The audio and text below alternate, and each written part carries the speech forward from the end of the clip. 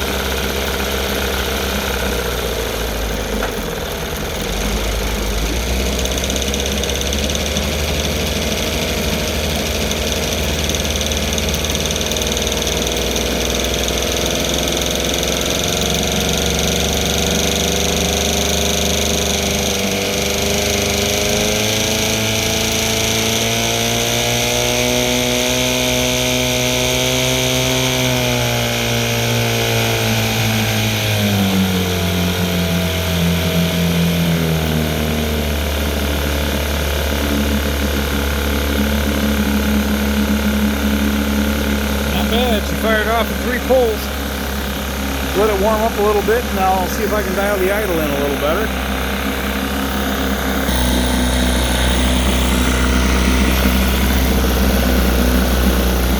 Pumping lots of water.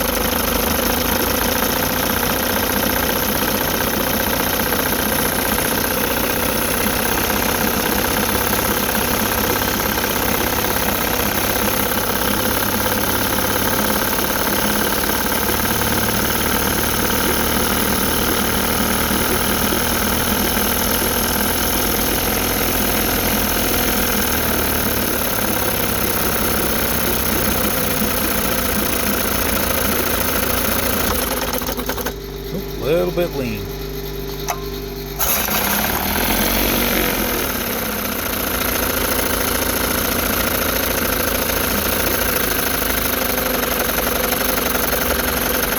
Alright, that sounds good.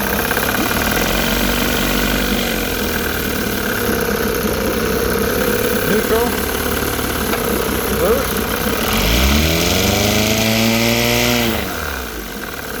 Got the test wheel on this thing so I can rev it up in the tank. Back into forward.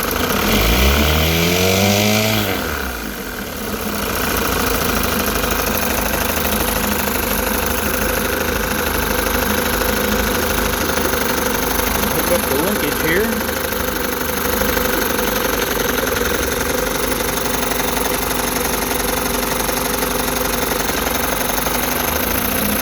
Alright, that'll do it on this one until I can get her on the boat and give it a lake run or a pond run or something. Till next time, thanks for watching. Keep your crop out of the mud.